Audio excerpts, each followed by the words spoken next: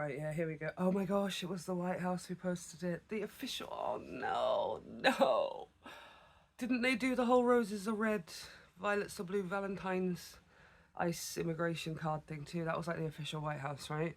For an administration who seems to be run by incredibly closed off, older, conservative people, like they really are taking part in this whole internet meme culture thing. I mean, that's why they wanted things like TikTok and stuff in the first place, was to be able to control the narrative. But I think it's that they've recognized, so somewhere in the administration, people have recognized that social media gets people's attention, of course. And when you do it in that whole meme sense and stuff, see, now this is not actually a magazine cover, right? Now I'm seeing it, I'm like, okay, so somebody's like made this up. You know, when you go on holiday and you can get like, you know, you can be on the front of Vanity Fair magazine or on the front of Time magazine or whatever, you know, and they'll put like a mock title on there. That appears to be what's happened here. What? And I mean this so disrespectfully, the F. What in the actual hell is this? Every American should be concerned about this post. The disrespect of our ideals is stunning. When a clown moves into a palace, he doesn't become a king. The palace turns into a circus.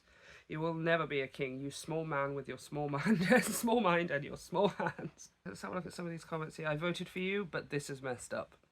It's ridiculous that you have to vote for it for him to come to his full power or take his mask off for you to be able to see it. Like, I don't know, it feels like common sense that intuition and instinct, that man would walk into the room and every human being would be like, oh God, but I guess not.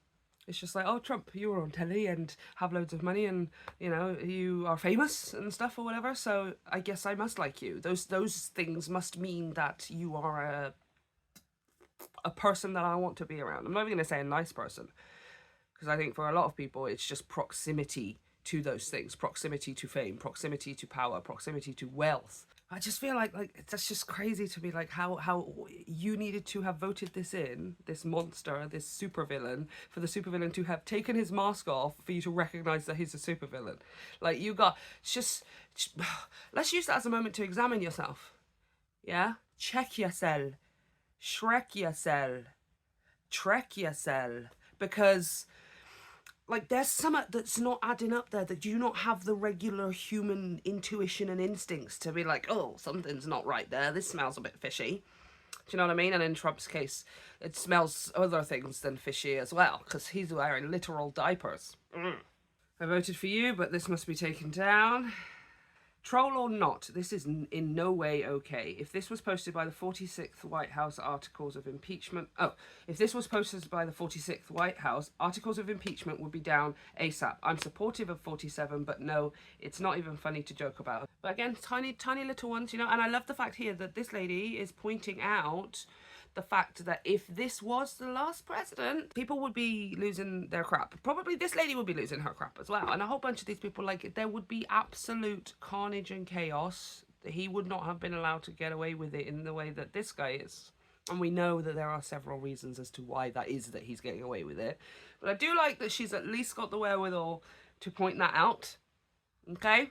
You guys in America, you can be mad at them, you can be angry, you can say, hell no, you voted for this, screw you, absolutely. I'm just an outside perspective looking in and just like, oh, that is kind of nice to see. Let's see, can we grab hold of that and maybe work with that momentary enlightenment? Just, let's pause, let's work with it, let's see what comes up. It's not enough of them, because ideally it needs to be all of them, of course, but they have lines. There are some of them who have just voted stupidly, just voted for their eggs to go down and their grocery prices to go down and a bit of this and a bit of that, you know? Those are the ones that are going to be, for want of a better word, accessible. Yeah, those are the ones that are going to be accessible initially in this first sort of, ooh. And for a lot of others, obviously, it's going to have to be so much more and get so much worse. But I do like seeing it. I do like seeing it. So yeah, I just like putting these just tiny little glimpses out there so that, you know, I don't know, maybe it'll just distract you for 5 minutes, okay? I'm realising now that that is what I can do. I can't help. I have literally no political power even here in my own country, besides obviously, you know, voting and being a member of the public and stuff or whatever, but can't help with America. Just... So hey, if I could just distract you for 5 minutes. Hope is out there. It's very tiny. It's like crumbs. It's like the nucleus inside of an atom, which is like mostly empty space in there, right? But it does exist.